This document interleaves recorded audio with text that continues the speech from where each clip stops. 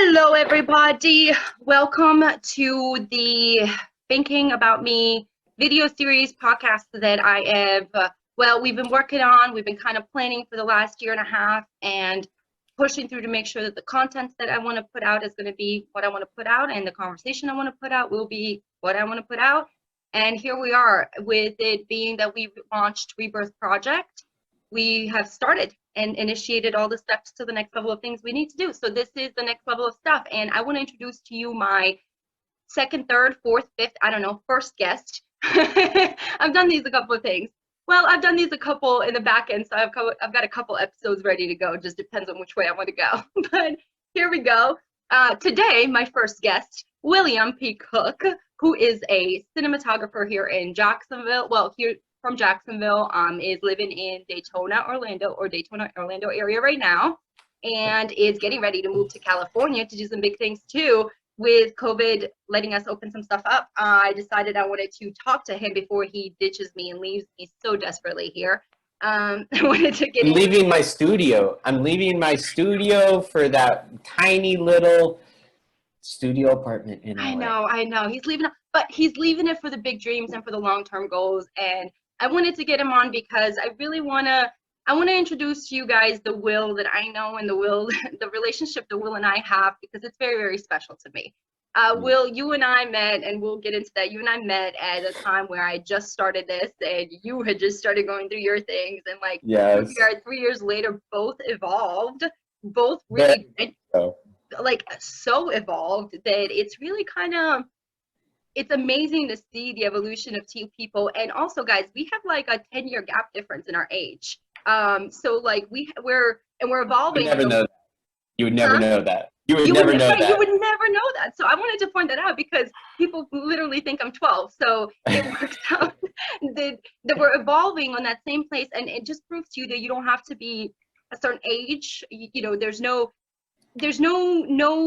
kind of mental health, emotional health, and your self-evolution. There's no discrimination. It's how you're going to do what you're going to do when you're going to do. And when I started this, we were both in a place where mentally, emotionally, spiritually, and physically, we were just not where we wanted to be. And here we are where we want to be.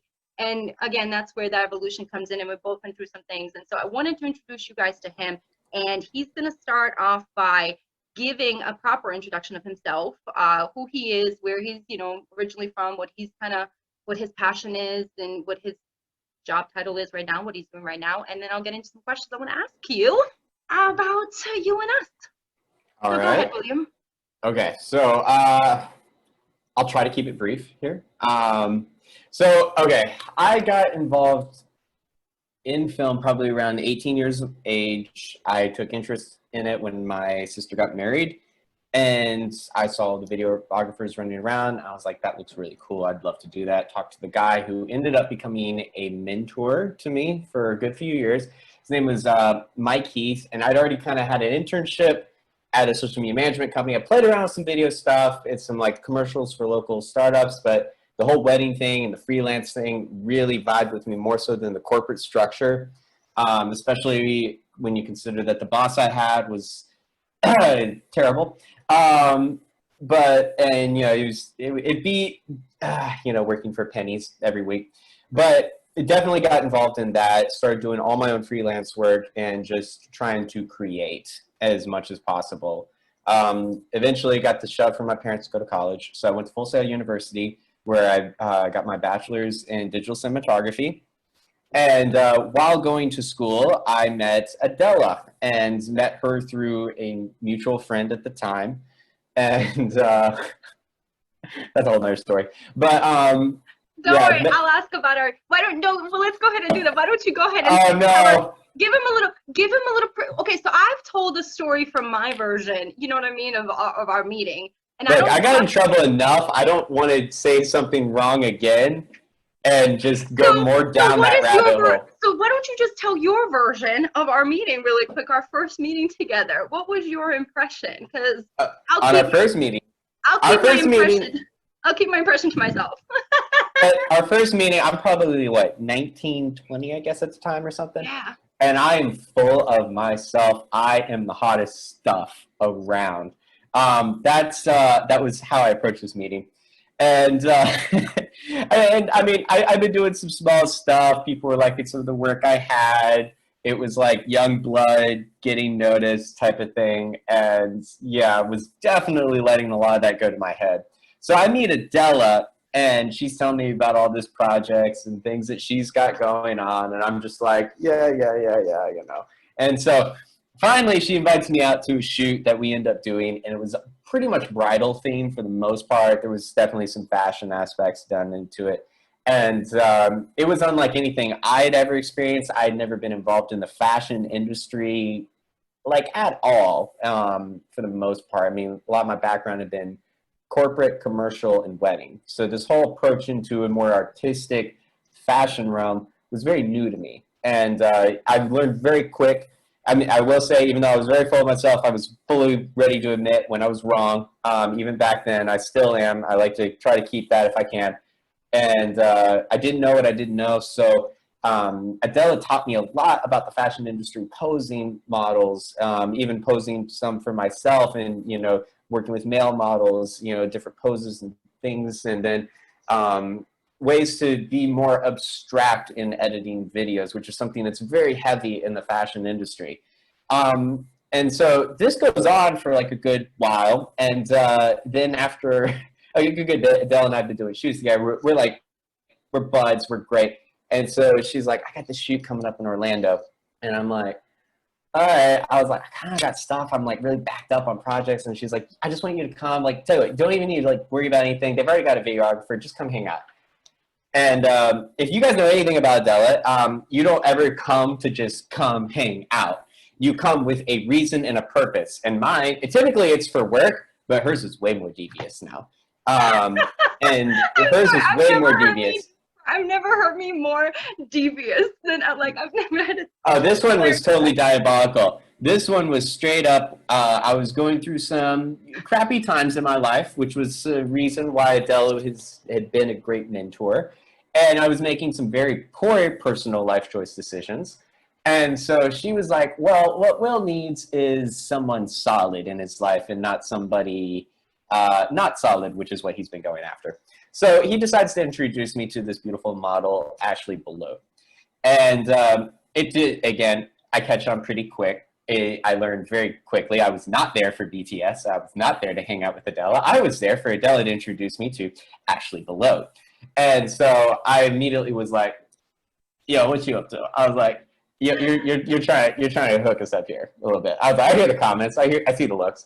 So sure enough, Adela was right. We hit it off. We started texting. I asked her on a date. And very short, probably 6 to 8 months later, we were married, actually. I know that's very fast. Everyone that's a millennial is probably freaking out, having a panic attack right now. Yeah, I know. But, you know, I always feel like I've matured very quickly. Ashley has as well. And we just knew it was right. It was perfect for us. And the timing was absolutely on point.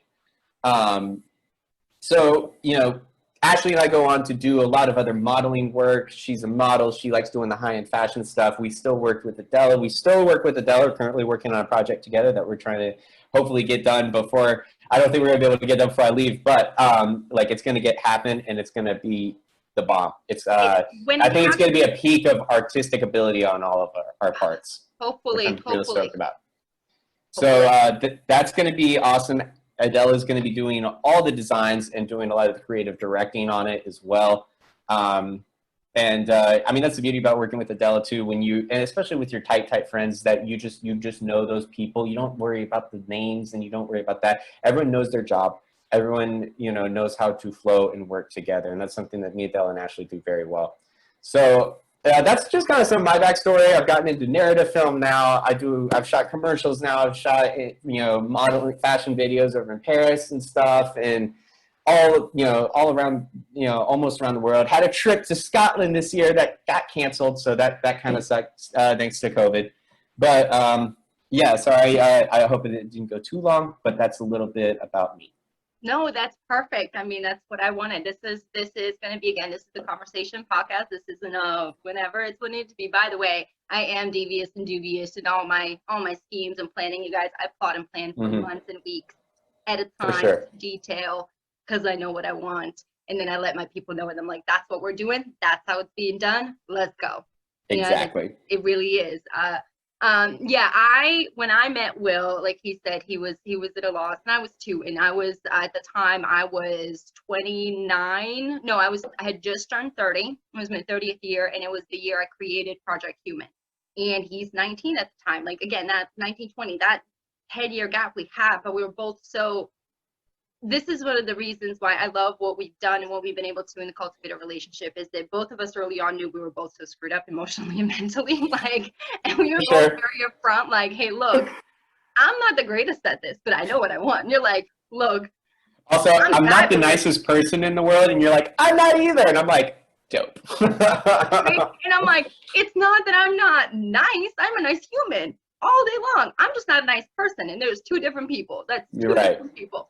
And Right. that's when we came approached with that, is that we knew that we would be good human beings, and that like our morality and our honesty and whenever we had issues, like the moment I had an issue, like I'm very upfront. I'm like, what's this?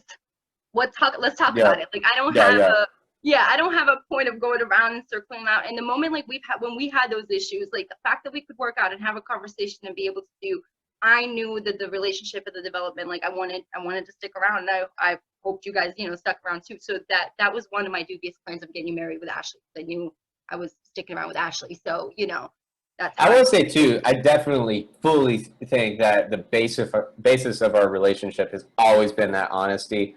I mean, I know in my past, lying was something I was very, very sensitive to, and being blunt is something I'm more about too. So, and I prefer that from a person as well. So Adela gives that all those things 100%. So, like when Adela would come up to me and be like, F you, what's going on? I'd be like, yeah, what's going on? Let's talk, and I was more about that as opposed to the devious behind the bush type stuff. That happens so much in this industry, unfortunately. Yeah. So keeping that honesty as a basis for our friendship, I definitely think that's what has kept us strong so much, because Adela can come to me with anything. She could be pissed out of her brains. It doesn't matter. I know we're going to work past it. Our friendship, yeah, vice versa as well. I know our friendship is way more stronger than just anything minute that would happen professionally. Mm-hmm.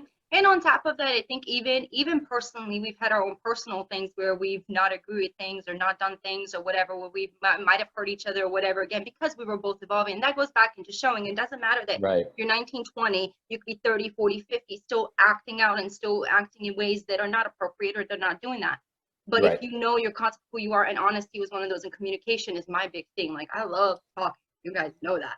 And I've made them talk so much and listen to me so much, because I wanted that understanding that, to me, where I come from, just like you said, you had the issue with lying, and where I come from, the only thing I could trust is the word of a human. And when you break the word of a human, when you break your word to something, no matter how small it is, without the honest explanation or the honest intention of why something happened or didn't happen to what you said would, lives depend on. And I know that doesn't seem like but lives depend on. And I'm firsthand learned that, and I firsthand now have accepted that. And so you and I have had this very mature way of dealing with these things, which to other people come off as asshole-ish and all kinds of ways, all kinds of ways, because we're not here for that minuscule BS in between. So we're here to be like, okay, what's going to happen? How are we going to grow this, evolve this? Because the time that we waste is the time we waste from ourselves and from the lives that we want to do, and we already wasted enough. And then I think that was a huge agreement that we had when we started. And we've always been about the work. We've always been about the work, and you have to set aside those personal things, because we were always just very much about works first, especially when you got that check. It'd be like, you get that check, you got to go for it, because again, we want to work in this industry more than anything else. And so that drive was always been, and we know we're going to work better together as a team. So if we wasted all this time of fighting, and then, I'm not going to speak to you for 2 weeks, then we'll come back, there's that damage that's already created creatively, and then there's that damage that's created, on that personal level and on a business level. So if you just know how to separate it from that and be like, it's an issue, we address it, we move on, you maintain that team mentality, and that's massive. And it's just not something you can get in this industry a lot of times, with so many people that are so superficial. unfortunately. It's the ego. And I mean, we both had it. Like we talked about it. We both had Absolutely. the ego. Absolutely. Learning that the ego is the downfall to the self and the ego is the downfall to society. We used our egos to push each other. We do. And that's the thing. That's another thing is you can find ways to use the ego that you have to look at each other and be like, we can be better than that. Like, we know we're better than that. Why can't we be better than that? Why are we where we are right now? Why are we sitting here? And then another thing I love about us is that like we work so well collectively, and like with this project that we'll get into what we're talking a little bit about, but like we work so well together and in a group and collectively, and we do not have to have instructions when we're on set. You know where you need to go, you know how to dance. Like literally our dance moves, doesn't matter what song it is, we find the tune, we fall into it, and like we just we get to the beat. Where I was going with this now, damn it. I had a oh yeah. But going into that, one of the great things is that I've learned, as you said, that we don't have that team mentality, the trust. Like, I trust you to do your job. Do your job. Like, you know how to shut me up. Do your job. Like, that's literally how to shut up Adela. That's like a whole quote. How to shut Adela up. Do your job. You do your job. You will not hear me until we need to do something else. And I've learned that trust in that other person, like with you and with some of these other people, responded back to trust in me in how to lead. And that's what you guys have taught me through this journey right now, is that because I trusted you to be creative in what you're doing, because you know your job, you've learned to trust me to lead. And I think you would fully agree on this too. Just about whether you're a filmmaker, a photographer, a model, or creative director, or whatever it is, one of the part of your job, like your main thing of your job, obviously is knowing all your stuff. Obviously, that's a given. But that's, I feel like 15% of your job. Like that's just a given. Everything else, problem solving, and just knowing how to problem solve. Like I can't be coming to Adela during the middle of the shoot and be like, oh, I got this issue going on. No, that's not her problem. That is my problem. I got problems up here to solve. I was like, she's got her issues and she's working on those. I've got all my issues and I'm working on those while you're still trying to maintain that creativity. And so, I mean, to me, that was the biggest thing. I was like, it's not about the settings and stuff like this. And I was like, of course it's about those things. I know what those things are. But you can't just say, since I know them, that's it. That's the extent of everything. It's checking yourself for what are the potential issues that can come with doing this shot, and knowing your limitations too. Again, we've worked on very, very, very small budgets, basically out-of-pocket budgets. So obviously we know what our limitations are of, hey, this would be great to do. I'd be like, yeah, but it's not realistic. So here's what we can do.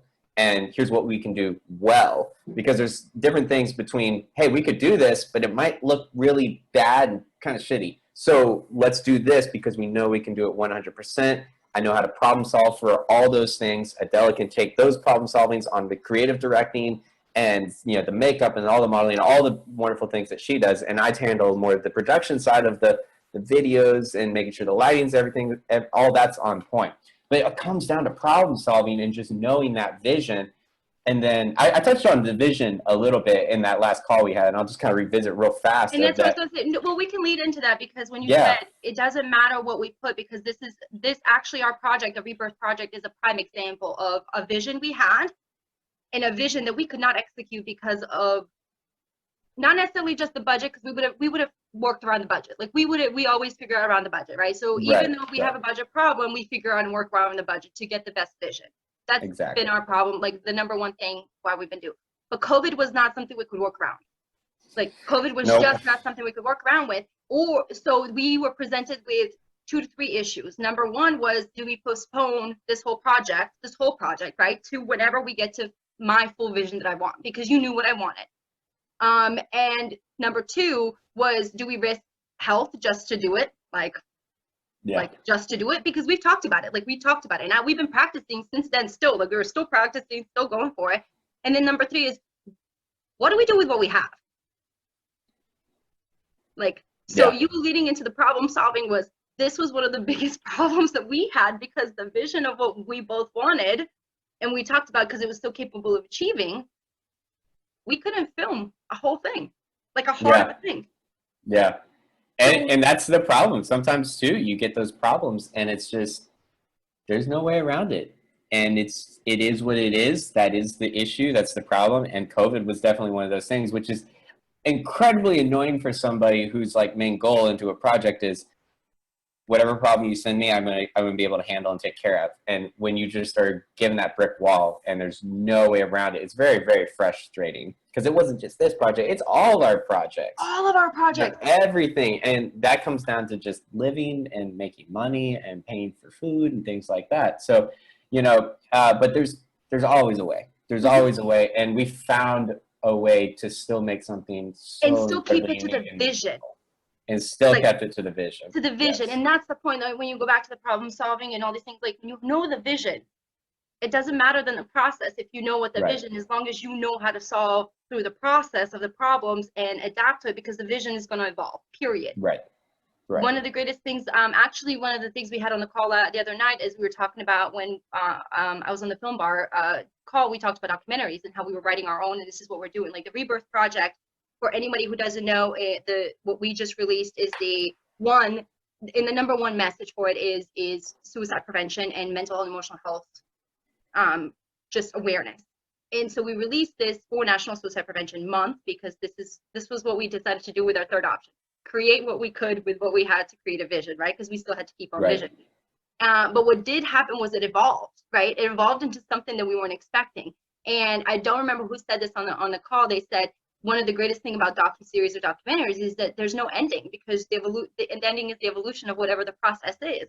Right. And if you think about our process and what we've been talking about, Project Human and this rebirth and going home and all these things, it has been the most evolutionary process in what we've been documenting and doing. We've joked, it's like we need a documentary for the documentary, because it's been so crazy. You know, I was like, I need a team following us going around trying to make this, because this is crazy, you know? Right? We've been talking about, like, we are a documentary within a documentary within a documentary. Like, I know. It's really trippy. Right. Which is what, when you're talking about the vision and the problem solving, we hit all the problems and all. Oh my God, right? Because of what we're doing in this docuseries. So I want to ask you a few things right now. Just kind of a little bit more into this with the docuseries. What do you see the vision of what we just did with the trailer release? As I was mentioning, you guys, we released it as a trailer towards what we're working, something of me going home, and it's the docuseries of me going home. And I'm so excited about, like, when we're able to actually get to that point on that next level, which we know takes the time. Like we just talked about time. We had that time in the process of being patient with something so great. People, when they walk off sets and things like that, they don't understand that when your role as a character is done, or your role as this is done, the production just begins. The actual work begins then. And so we began that work, and here we are. So where do you see this leading with us and going, and how we're going to evolve it? The limitations and the problems are endless, for one. But again, that's our cake. You know, that's what we like. So, geez, it's hard to kind of try to, because I don't want to give too much away. Because don't give away. But future, what do you see it? Do we see it at the level of the future? The big phrase has always been going home for you. That's been the biggest phrase. And with every year, we've only gotten step. I mean, like, I remember when we first started talking about all this stuff, it was such a pipe dream, you know, and it was just like, yeah, this would be great, like 10 years from now, because like it feels totally unrealistic. And then, you know, like within a year of just everything that we've accomplished for the people that we're reaching out with this one little project and getting the notoriety from the people. And I mean, this isn't even the first thing that we dropped. Like, the first thing that we dropped was when I was in college, and it was just a documentary. I was like, Adele, you have an amazing story. I got to do a documentary for school, 8 minutes. And we ended up shooting an hour long, you know, probably 2 hours long of footage that I still have that's going to totally already be used. So we're talking, you know, like what you've seen already is only just a snippet. It's the tip of the iceberg as to everything that's already been captured along this process. And the footage, I mean, we've got interviews with you and your mom. You know, we had the one-on-one interview with you from years ago. And that was like back in like 2018, where you've grown so much already. So, you know, I mean, and just in those 2 years, seeing your character development of this documentary is going to be amazing, especially from that point of when we do that first interview to hopefully next year when you would go home. Dude, and to me, when one of the greatest things in this journey has been, and one of the things that I found in the evolution of this project and this nonprofit and everything that we want to do with this mission, is that it genuinely is a reflection of self. And we've talked about doing a reflection piece and these reflection things I want to do and all these things. And you can't actually do a reflection piece unless you actually reflect, right? Right, right. And going back and watching that documentary, that you did, watching it and seeing myself, like seeing myself as being that I know I'm supposed to be and I want to be, but I'm not even confident in being, and yet here I am. Mhm. Like, I was not confident then at all. And I was like, I just watched that documentary not long ago, and I was like, she's so different now, in a good way, with right, the in a good way. growth in the, just the experiences that you've had and the things that you've been able to work through mentally. And I was just watching it, I was just like, it just, like, I want to say this right. It was like interviewing a little child, and it's like, you've grown so much into like this adolescent, because this experience was so traumatic and everything. It's like you have to start at that low age in learning how to work with it and grow with it. And How it to was like I walk, was talk, interviewing a breathe. toddler. And Yeah. nowadays when you talk to it, it's just this maturity level that you have and this resolve that you have towards it. It's something that you just did not have 2 years ago. And seeing that growth and change is amazing. I love it. That's what I've seen too, and that's and I always talk to people about their no, right? Your no. It doesn't matter how crazy you sound, right? Like, and I've sounded crazy, but your no. And I've known that this is what I was supposed to do. I just had no idea how to navigate any of the things that I was supposed to, because I was literally like a kid out of fresh, like, out of the pond, put into the thing, going like, hey, here you go, run a whole world, and I expect you to be on your best behavior, and I expect you to, know all the rules, listen to everything, follow all these things, and I have not taught you anything except war and violence and trials and tribulations, and good luck, be happy. Right. And you're like, okay, sure. But it is absolutely the truth. And that's what I want to point out. I want to talk about that, is that you see the difference. And that's why when I wrote the script, it was like I was literally the physical form of me was a woman. I'm 30 years old. I'm a woman. Yeah. And I felt like I was a 5-year-old child, because Exactly. I was. To me, I stopped mentally developing in a sense of social development and emotional development in that way at that age when the war started. Yeah. And I didn't know that, and I wouldn't have known that hadn't I gone through this project and the projects we've done before and all the photo shoots we've done. Like, they've always had a purpose to something. They've always had a reason, and like, I know why. I don't know how to explain it, but I know why. And even if that purpose wasn't towards a documentary, it had a purpose in growth. And that was the cool part about it, because it's like we would do a fashion video and it had absolutely nothing to do with it getting Adele a home or the documentary or things like that. But what it brought on a personal level is what the big thing was. And because it was showing how your creativity was growing. And that's been the whole that's been the whole idea of PHInc, of how do we struggle through these mental health issues creatively and use creativity to grow. And just seeing that expansion from both our parts of doing that outside the documentary, it just proves that it works, and it just proves that it helps, and that you create these friends and you meet these people and you create something that you're absolutely proud of, And on top of that, one of the things I know that I've pushed you guys a lot was to know your purpose. Like, I've always been like, why are you doing what you're doing? So my question to you now is then, what do you think is your greatest purpose or your greatness, on this existence? I know you're young, but you can answer it, sir. It's tough because I'm more isolated, I mean, when you're 5, you want to be the firefighter, and then at 7, you want to be a pilot. So like, I was that guy. I was all over the place. I wanted to be a Navy SEAL at 14. That was probably the one that stuck to me the longest for about good 5 years that I was working and training towards. But when film hit me and when I went to college for it, I knew film is exactly what I wanted to do. And I've been doing it. And there's so many aspects of film, whether it comes down to directing, cinematography, or acting. Those 3 things are huge for me.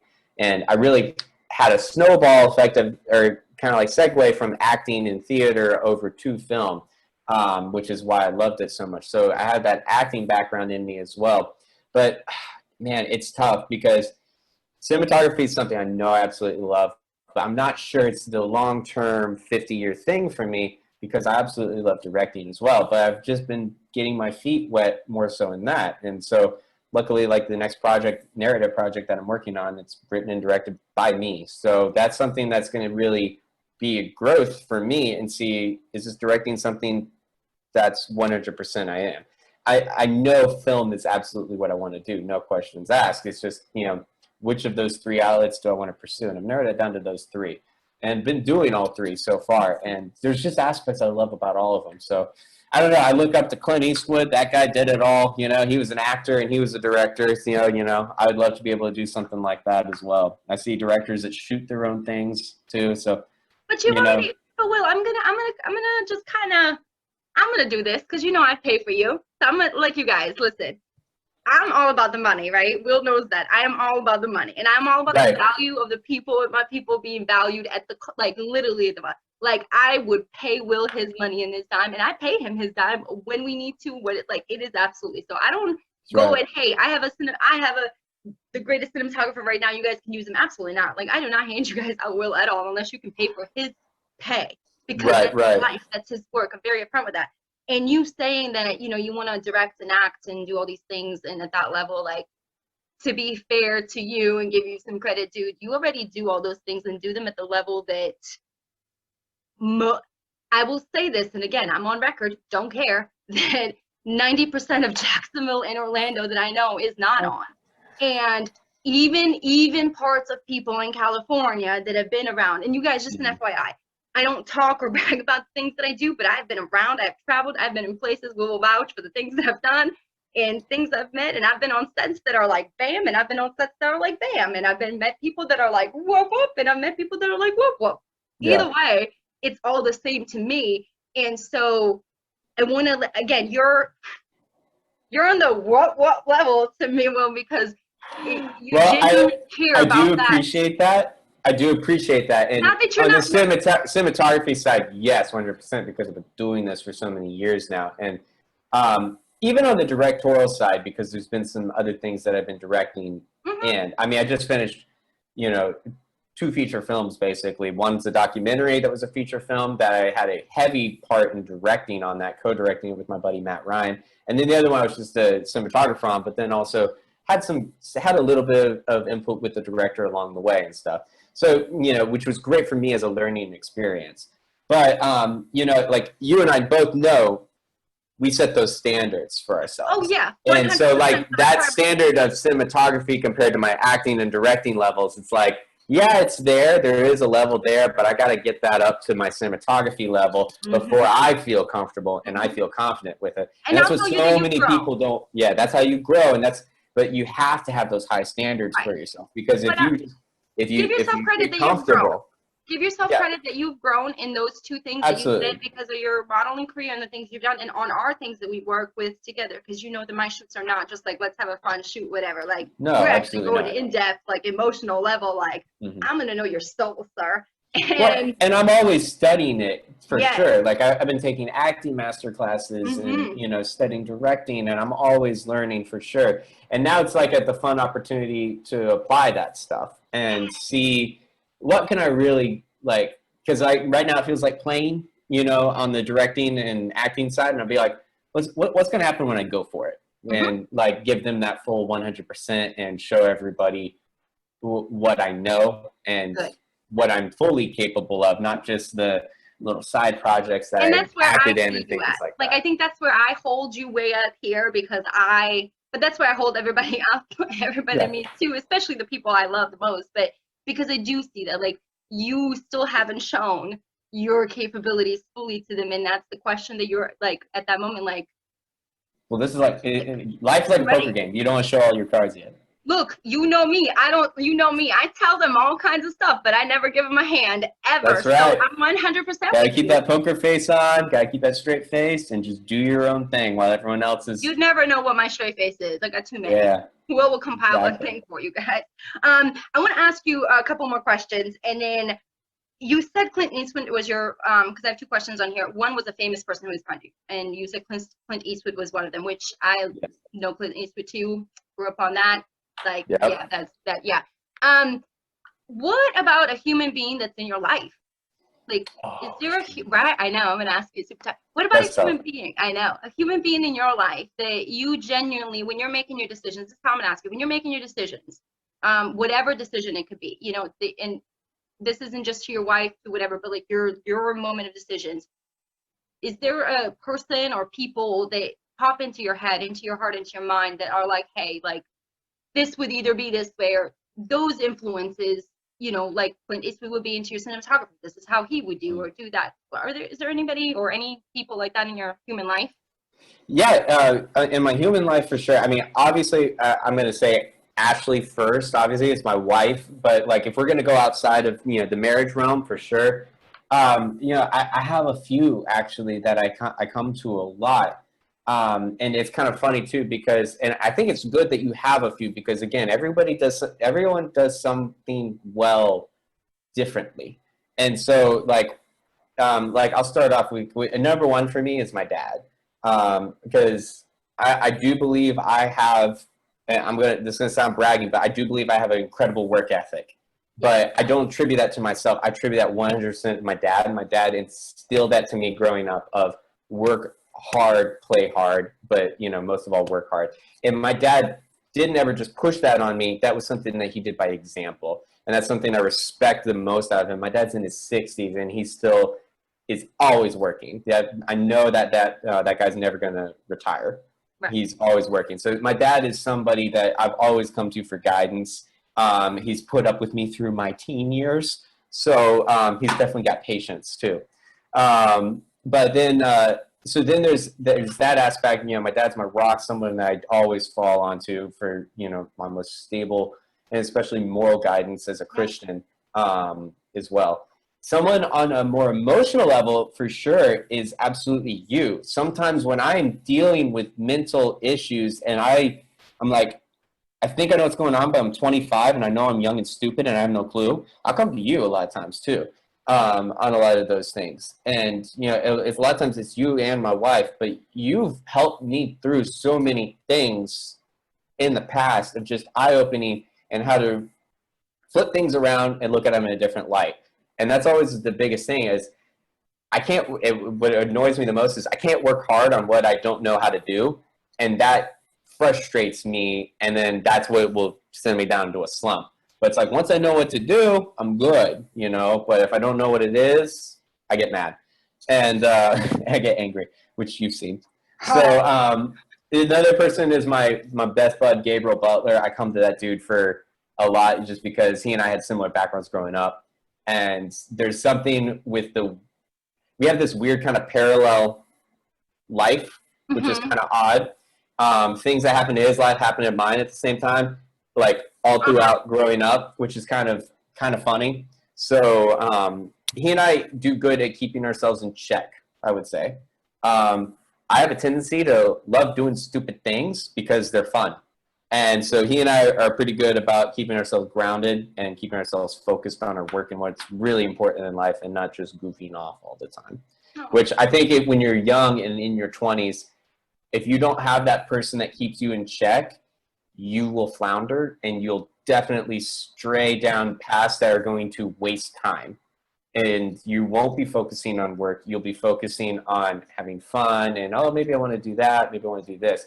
But if you have someone that just tells you that hard truth and tells you, yo, you're screwing up today. You're screwing this up. You're making a bad decision. And they come at you with that. That's so helpful. Mm-hmm. And it hurts. It hurts your pride. But you know. What's my number one? Well, I have a lot of rules. My number one rule is if my son can't be a part of it, I don't do it. Like that's the law. That's like the number one thing. Like if my son can't be a part of it, we don't do that. And Will knows that. Like it is absolutely my one thing. So the other one we talk about is dang it, I just had it. See, I have a train of thought and I lost it. It doesn't matter. But what's your rule? It'll come back to me. There's a reason for that. What's your number one rule or your law in your work, professional life, like that encompasses all of the things you do? That's just kind of like I said, my son is mine, and it doesn't matter what I do, how I think. If he I'd probably ditto that if I had kids. I don't as of right now. The biggest thing and it's always been honesty for me. Whatever you say, you do.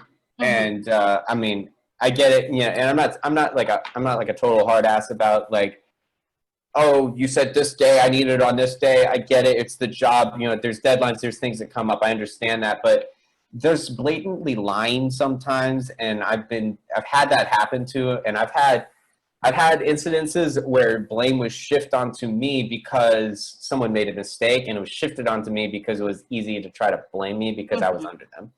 And I remember having that experience in my life, and then it was also an excuse for trying to not pay me for the work I'd done, which was good, and they were blaming on someone else. The whole thing was a fiasco, but that's always been my biggest thing is honesty.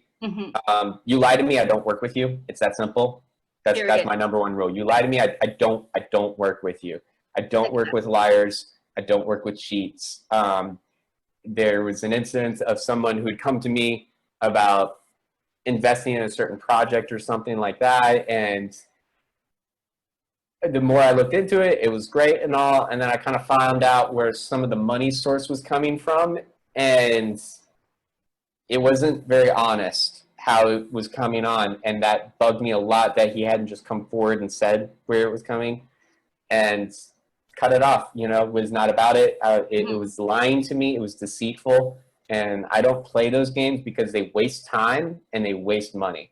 So honesty is always like my biggest thing. Whatever you say, you do. You know, and that's how it is. And when you get those people, you work faster, you work oh my gosh, absolutely. Oh, I'm going back. I remember what it was.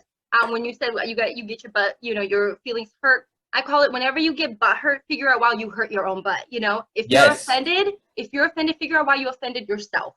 Because I'm not saying that the person, what they're doing is right, you know, or wrong, whatever. But if you get so morally and emotionally hurt in your own like self that you're like, you need to figure out what's wrong with you, because that person is literally entitled and in their right to think, feel, say how and what they want to say, as long as they're not like hurting, you know what I mean? Like, and how do we, and that's what we've like had to learn and work, that we're entitled to say and have these moments and say, I don't want to work with deceitful people, and you're a deceitful person, and that's just what it is. If you're hurt about it, it's because you lied. You should have been better. Like, I'm not hurt about it. You know, I'm not hurt about it. I had a buddy, and it was so funny. I shoot weddings with him all the time, and he's tough. He's tough to like work for. He demands a high standard. And I came in. I've been shooting weddings for years. I feel like I know him like the back of my hand. Wasn't giving a lot of second thought to it. And after a while, it was funny. He would come to me and he'd be like, "Oh, this is shit," and that hurt. Hearing him say that, and what really hurt was I was mad, because I was like, who you telling me to do this? I've been doing this for years. And then I got mad about it for weeks. And then after a while, I reassessed. And I said, why am I so mad about this? I said, it was one shoot. He said that. I don't have to listen to him. I'm doing this. I'm doing this. I'm doing this. And I'm like, I'm doing this thing, and that's cool. And yeah, I was right in that aspect of like, I shouldn't have to be mad about it. I am doing really cool things. I could just blow it off. And I said, but what can I learn from it? Yep. Because I said, why am I so mad? Yep. Because deep down inside, I knew he was right. Right. And he was. I reassessed it. I re-looked at it, what he was saying, and I was like, the dude's right. And, you know, I'm not saying that anytime somebody is offensive to you that they're right. I'm just saying a lot of times there's a grain of truth in it, because if it's not, they probably wouldn't be saying it in the first place, especially if you're the one that asked. And if they're saying it and it like, and you're not offended, then, and you just walk away again, then it doesn't matter. They're just talking to thin air. It shouldn't have, if it doesn't personally impact your life and your personal thought decision and every day that you're doing, then those people are just talking in thin air, and those opinions and thoughts and how you want to do what you want, that's just right here, like this, nonstop. And they're always there. And I don't know if it's like this for everybody, but for me, on my personal level, I've realized if I get angry about it, like whatever my first emotion and the first response to it is, if it hurts me and I get down about it, they're probably wrong. For me, and again, this is just me. I don't know if this works for everyone else, but if it hurts me, like my feelings, and I feel depressed and I feel sad about it, they're probably wrong and they're being hurtful. But if I get angry about it, most of the time I'm wrong. And so I've used that as a meter, and it's not right 100% of the time, but it's a good guide for me too, because anytime I've gotten angry about it, I've been like, I sit back, like, what's going on? What am I doing? He's right. Because I was going to segue. It hurts your pride. If it hurts your feelings, and it's done out of spite, and it's done out of anger. Yep. That's what I was gonna say. How do you prioritize those two things, or how do you look at it? And that's a good segue to look at it. Like, you look at your feelings and go, why am I angry? There's no if they're wrong, there's no reason to be angry. They're just wrong. You know, they're just wrong. Period. Because it's not up for criticism then. Period. But if you get angry, then you are allowing someone to criticize it, which means there's some truth in that critique. So there's some truth in it, for just sure. some. It might not be all of it, but that one piece is what got you pissed off. So figure out that one piece and change it. And like you said, and that's the thing too, because a lot of times there's that old saying, people like to throw the baby out with the bathwater. Sometimes someone may come at you and you may get angry about it, and they're right about one aspect of it, and the other, like, 5 things that they mentioned are totally wrong. But there's that one thing in there. Sometimes it could be all 5 things are right, and you're completely in the wrong. But that's where you have to constantly make sure you take it in. You take it in, you know, and I mean, I don't care if, you know, you're just started this yesterday, you came to me and you have like an issue or something, I'll listen to it. Doesn't mean I'm going to accept it, but I'm not going to get bent out of shape about it unless we're on a job, because I've had that happen before. There's a time and a place to do it.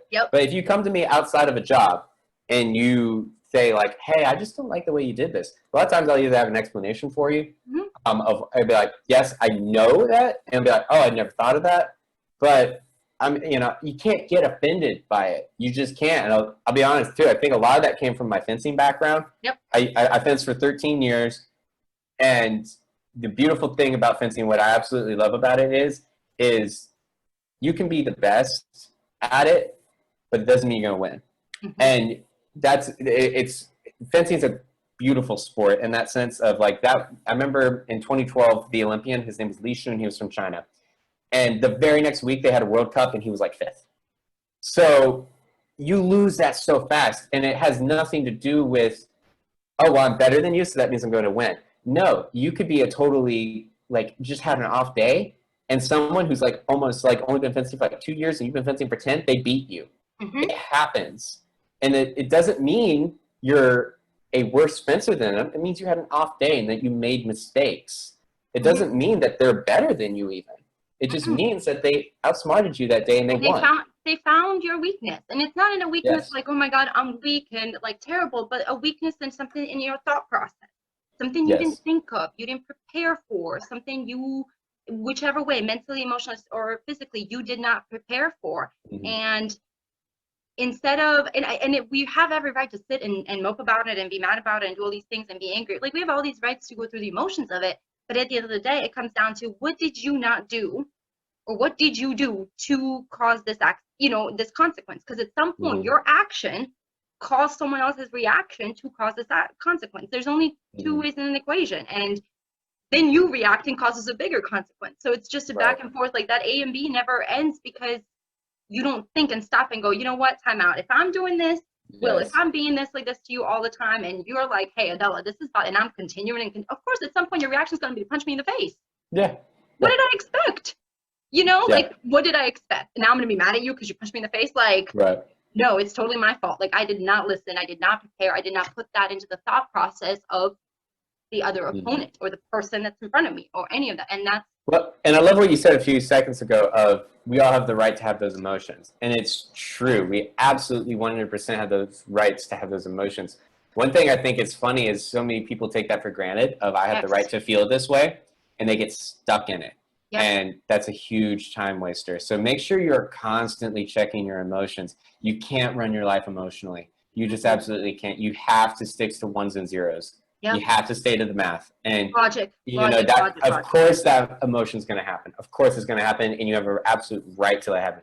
But you can't stay in that emotion. You cannot make decisions emotionally. And I'm living proof. Like, I'm living proof that when we met, my decisions were based on emotion. Like, I'll be the first to admit that I am the first person. If when I got butthurt or something happened, it was an emotional decision, and like, I rationalized it, and will vouch for it. I'm not saying I was right. I was wrong.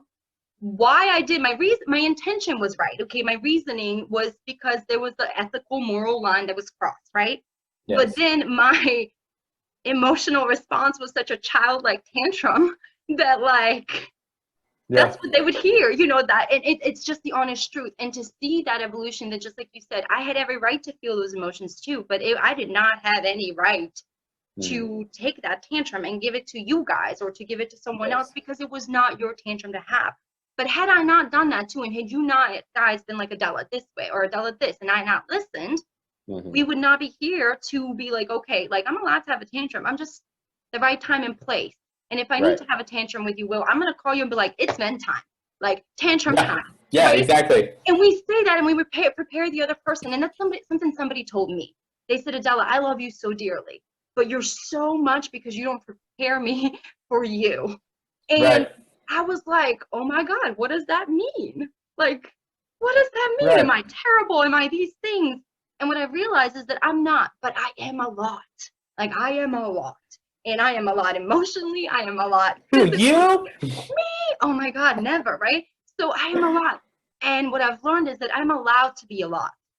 I am absolutely allowed to be a lot. But what I'm not allowed to be is a lot to you all the time. I'm not allowed to be a lot to my son, to my husband, because I am allowed to be that. Right. Because that's the emotional response. There's always deference for others. There's always, you know, and that's just where it comes back to those emotional decisions, you know, to where it's just like in this type of industry, especially when so many things you're trying to make emotion. You're trying to create emotion. You want people to feel the emotion that you're putting into this, but it has to be balanced. It can't be all emotion, and it can't be no emotion either. It has to be balanced, and it has to be discussed in a logical, diplomatic way. And I'd like to point out that we did that with our project, with the Rebirth project. Absolutely. So much emotion. God, absolutely. We also had so much logic and understanding, and the why and the ones and the zeros added to why we were doing, and then caught the emotion and then had the bigger message. So kudos to us for doing all that stuff. Well, and I've been on sets too, to where it's like, you start to get into it, you start to get a little angry, you start to get a little heated, it's a long day, everyone's hungry, everyone's out in the woods, it's 120 degrees, it feels like, and then all of a sudden you're just like, you reel it in, you're like, real quick, guys, not place and time, focus on the job. Because we just wasted 20 minutes, and that's 20 minutes of light that we're never going to get back. You know how much I love that. Yes, and so it'd be like, it's a great topic, it needs to be discussed, we all disagree in 3 completely different directions. Tell you what, let's all go get a burger after this and yell at each other. But right now, it's got to be about the job. And we shelve it, and it's back to that professional workspace. So many people, and I've seen it too, I've seen so many people, that emotional just thing happens, and everyone goes. People leave sets, people get angry, and they leave. You don't get anything done.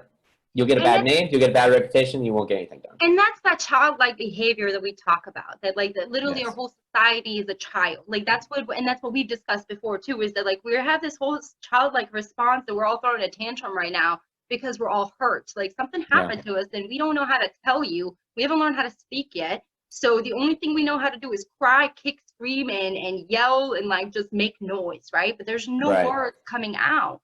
And when I started the Project PHInc, when I started, it was literally because I was that child at 28, 29, 30 years old, throwing a tantrum, not understanding what hurt me, how I'm hurt, why I'm hurt, all these things, but I'm hurt, and somebody's going to hear me, and it doesn't matter. Come high, hell, or water, somebody's going to hear me, and a lot of people heard me in the wrong way, and a lot of people heard me in the right way, too.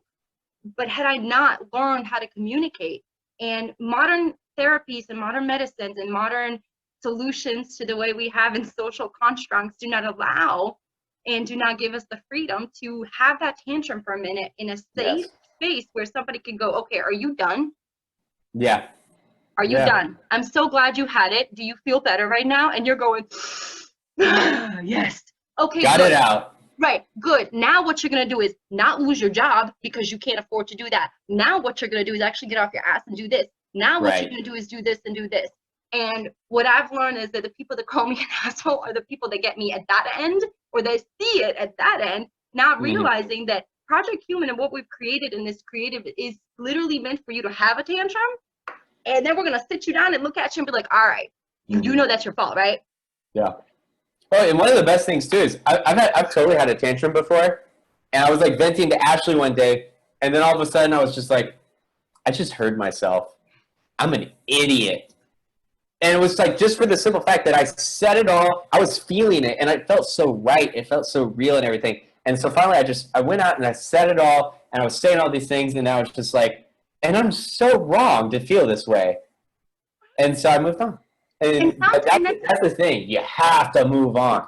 You can't get stuck at the emotion. That emotion's the first stage. And so many people get stuck at the first stage, and they don't realize this. The second stage is approaching it logically.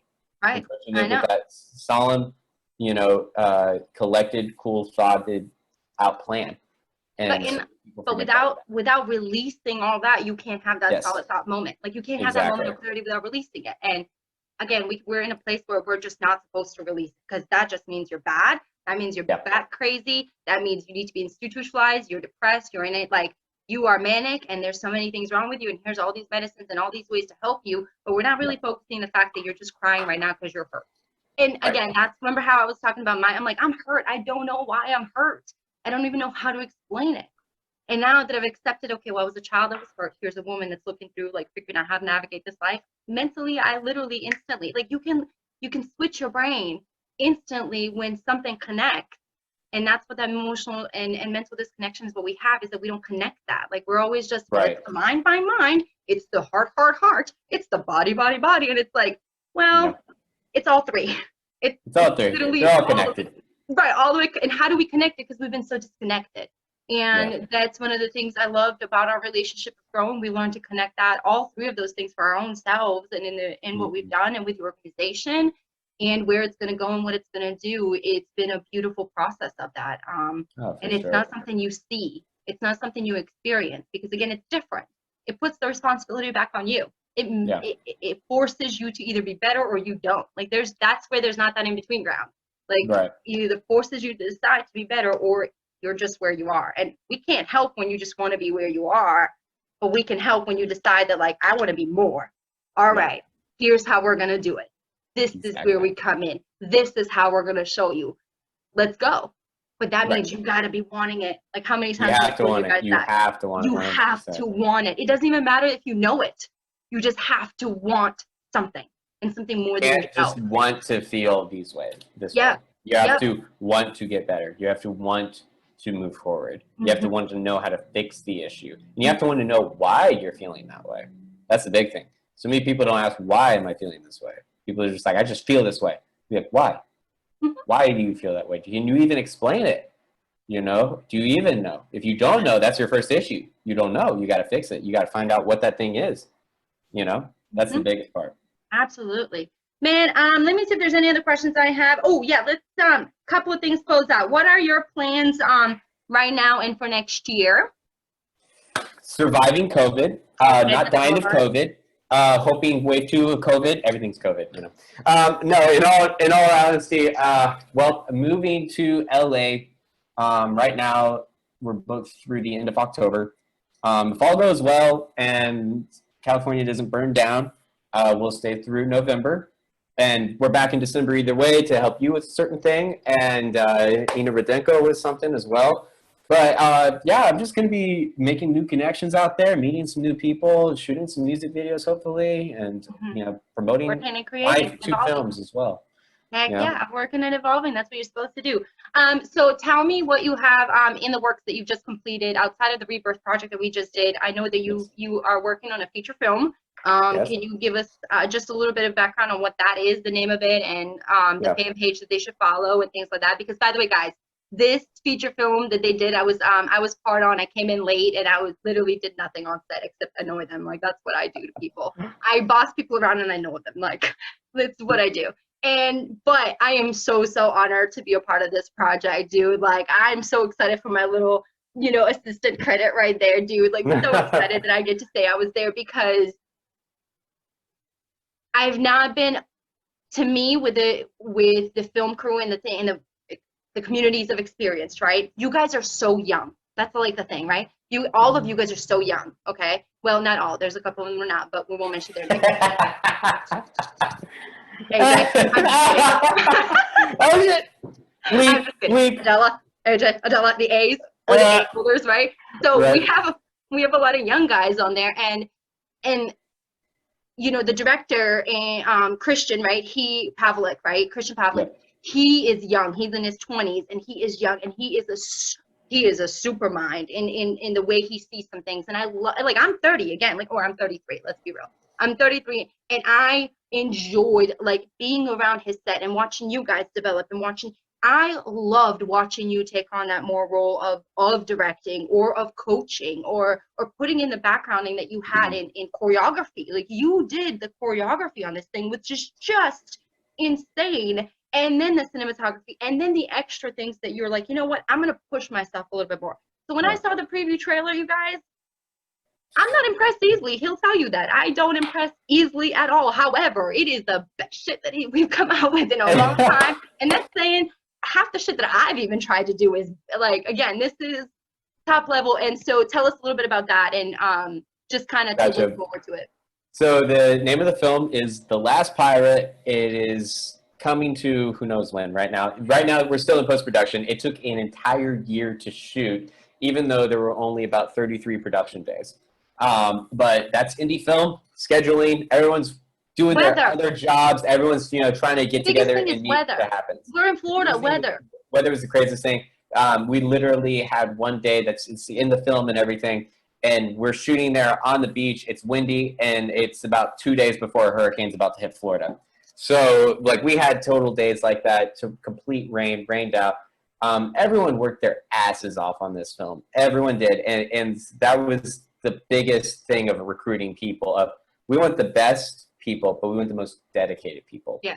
We wanted people that are willing to go the distance with the film, because this isn't something that we're turning out next month. This isn't something we're shooting this month and then we're editing for 2 months. This is going to take a year. This is a commitment. This is going to take a year to shoot, most likely. This is going to take extended days. It's going to take long hours. It's going to take long nights at my studio editing.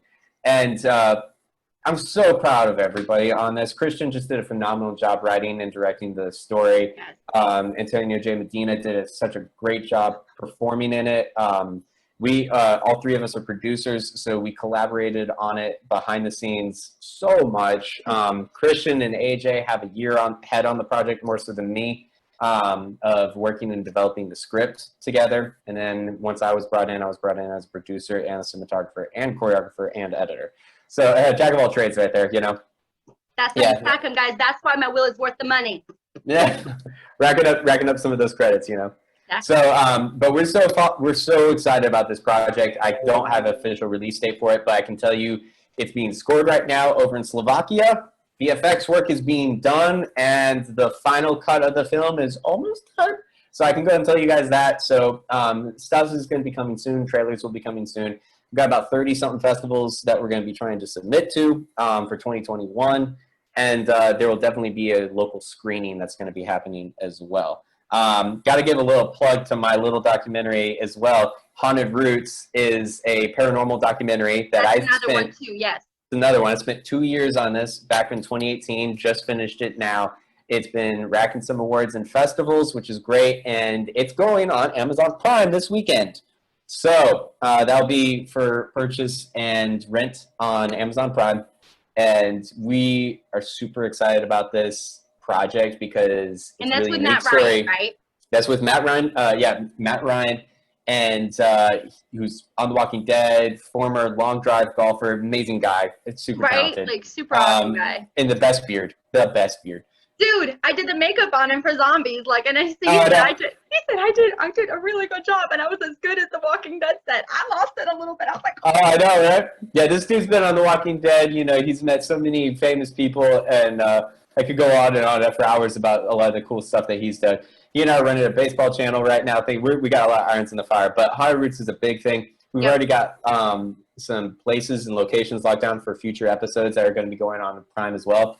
We'll also have a big announcement from another distributor that I can't say right now until the contract's signed. But outside of Amazon, it's going on to another distributor as well. So that will be coming mid-October, and I can get more information about that. But that's, go ahead and Google Haunted Roots. We're all of Google page 1 right now, by the way. Hey. So you can find us on IMDb there, our Facebook page, our Instagram pages, all on just Haunted Roots. You're right there. The Last Pirate, you'll be able to find it. Go on Facebook, Instagram, they're all there. Awesome. And where can... Thanks for those plugs. Right, I know, right? No, please, you guys. Well, one of the things I want to promote more so is that I wanna talk about and be proud of the work we're doing and talk Yeah. about how hard we've worked. It's not condescending. It's not in any shape of self-indulgent to say that you're proud of the work because you put in 2 to 3 years works of project time into most of these works that you're doing. That's not a And of little course, time. I have self pride for some of the project, but I'm Right. so proud of what it was. You Just the should, team. right. I'm so proud of the team that put The Last Pirate together. The AJ and Garth worked for weeks and weeks on this choreography. Neither one of them ever touched a sword in their life.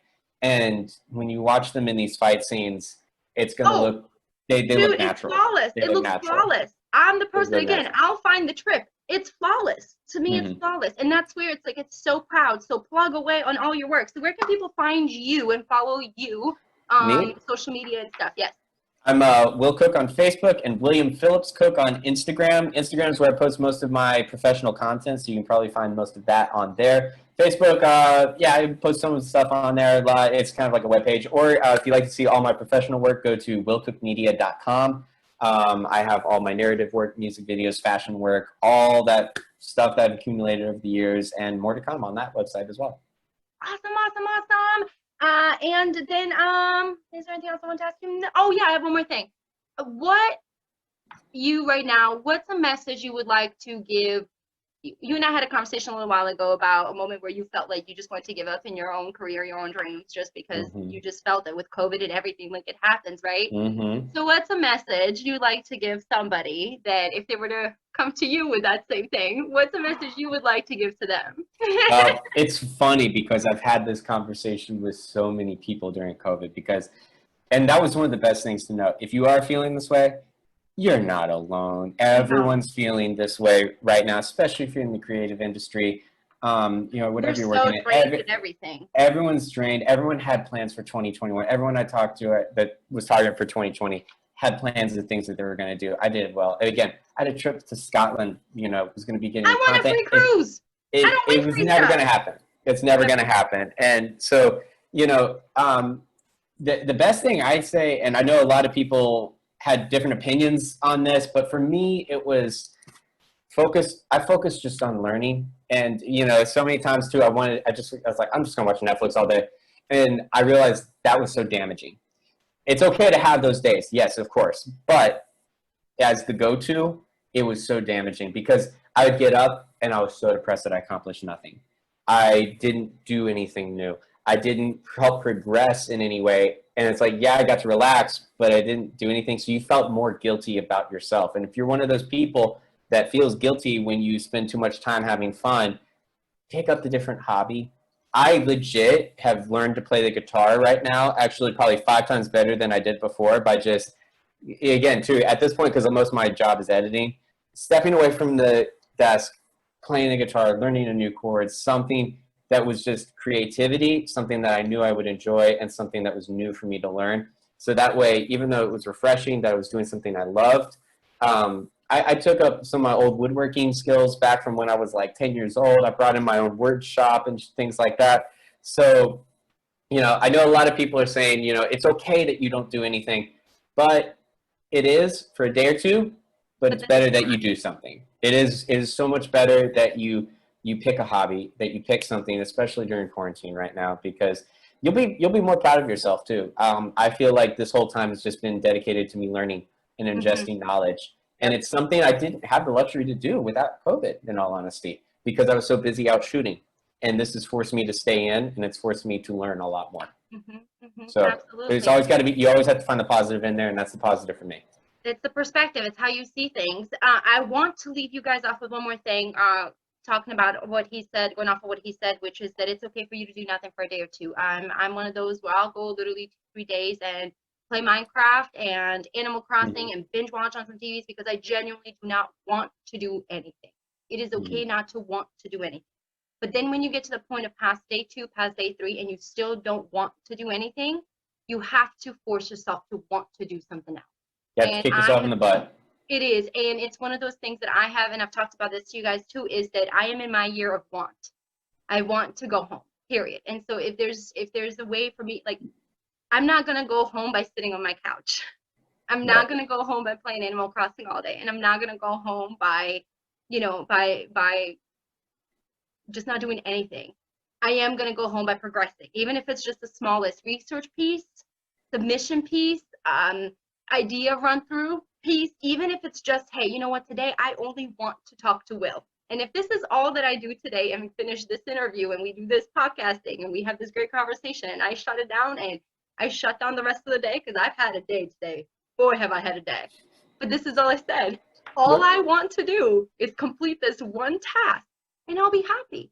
And the moment you do that, what you do is you fulfill and you release natural dopamine and serotonin in your own body, in your own, like it literally in your mind, that makes you happy. And you go, I want to do a little more. So then you're like, well, while I'm up, I'm just going to go. Then by the time you're done 2-3 hours later, instead of sitting, you're like, well, I wanted to just get through with Will, but instead I got through with Will. I did this, I did this, I did this, I did this. That's 5 things I've accomplished today. You know what? I didn't think I was going to do a single thing because I didn't want to do anything.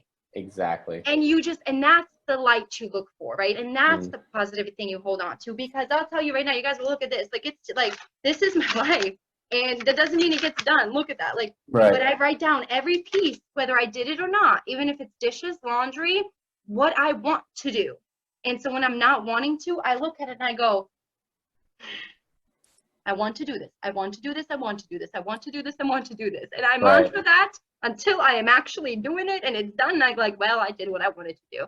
I didn't want to do it, but you have to change that mind. And so just like he said, get yourself off of it. You don't want to, doesn't matter. Get yourself off. If you need a button, kick in the butt, call either one of us. He is trained, Adela's certified and approved to kick people's butt on how he knows how to kick it, because Adela approved, right?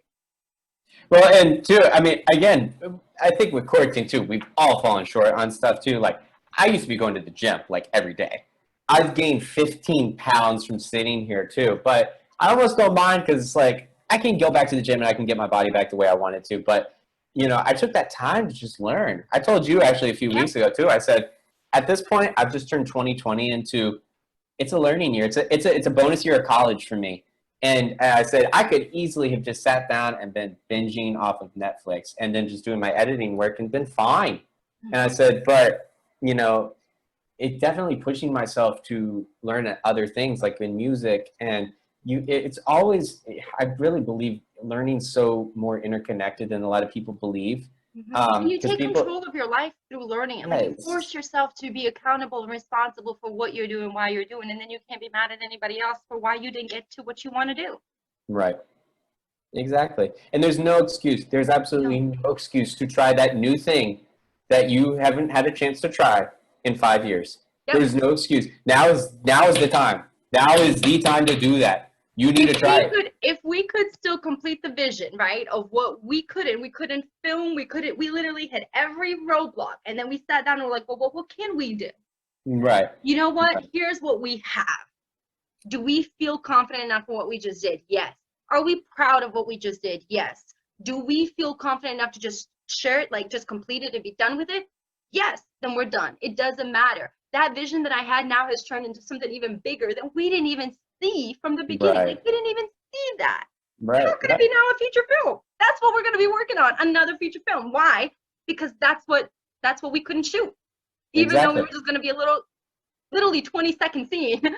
Here's now a 2-hour movie we might do, And you have to find that positive in those things when they just don't work your way out. And that's one of the great things that we've been able to do through PHInc and through do that and inspire a lot of people through it. I really genuinely feel like we've pushed a lot of people and humans to be pillars for themselves and to take that responsibility and try to be better.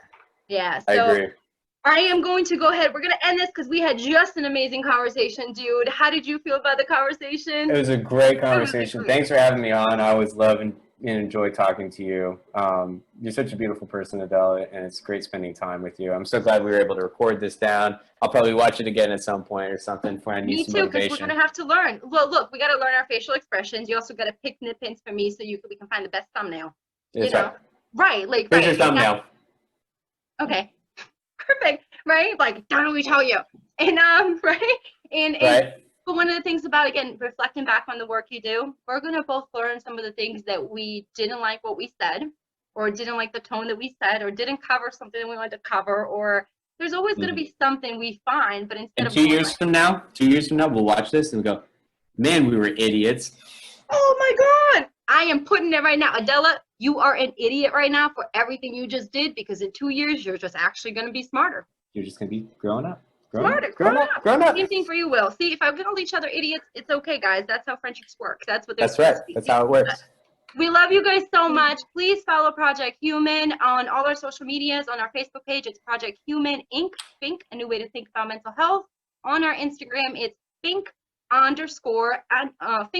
new way to think about mental health. And then our Twitter is just still under my name, Adela Hittel, because there's just too much managing our extra social medias. We do have the website PHInc-ing.org, so that's www.PHInc-ing.org. You see how I have to do dash now so I don't mess up, Will? Dash. And also, this is, again, the intro to the podcast that we're going to be releasing coming up shortly, but we might as well take, again, every opportunity we have, right, to do something and to provide value and to provide information, because it is so crucial right now. So don't forget to follow us. Please follow Will Cook on all his social medias, William P. Cook. He's got a vlog as well that he may not be running up right now. However, if you go back and watch some of his stuff, it's really great the way to get to know Will and some of the things we've done too, and kind of get into our relationship. So we have a bunch of vlogs on there. We have a bunch of vlogs on there. We have a lot of donuts. Lots of donuts.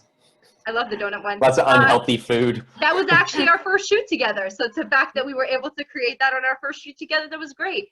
So anyway, follow Will Cook, follow me, Adela H. Jacks, Adela Hittel, and follow Project Human on the social medias, because we do need your support.